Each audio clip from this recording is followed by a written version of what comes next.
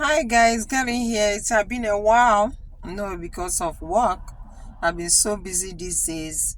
But I got a few things to say about this inauguration and what will happen if eventually Bola Ahmed Tinubu took over the government. There'll be a lot of killings. There'll be a lot of church closing. All these pastors that campaign against them, they will close their churches. They are going to kill. They are going to jail a lot of pastors, and then there will be a lot of a lot of power, like the type of Abacha power. That's the type of powers they will come with. DSS will start arresting innocent people. If you say anything against the government, you'll be arrested.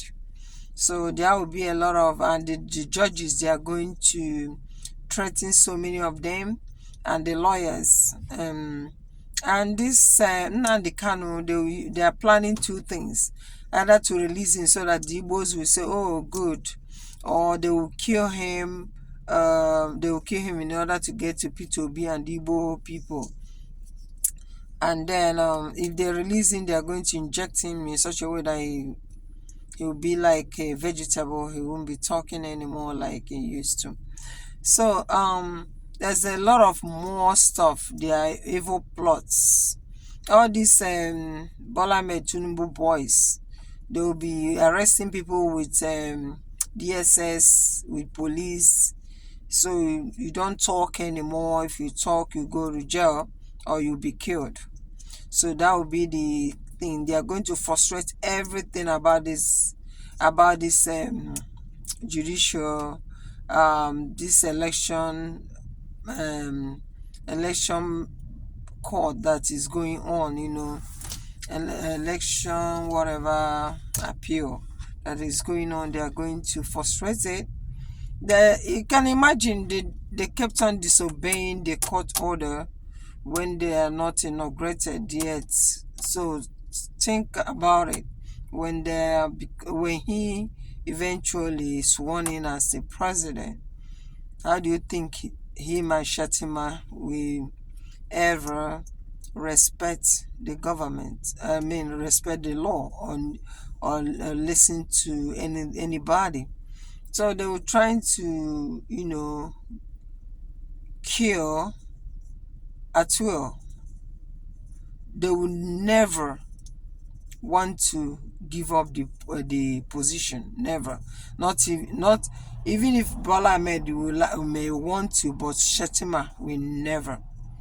So it's going to be a bloodshed for him to be able to leave the post. So we are going to pray more on P2B. And Igbos, I'm not worried, I'm not anything, because all this thing that is happening is caused by our people. So because everybody want to answer Buruburu of this, or make a one of this, His Excellency and all honorable. So you try to betray your own brother, betray your own people. That's always the problem. So let's see how it played out.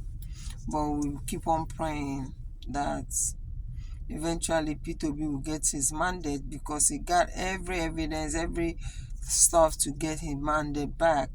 But from now on, P2B, after the inauguration, P2B should be careful about his movement. He will not be moving the way he used to move before.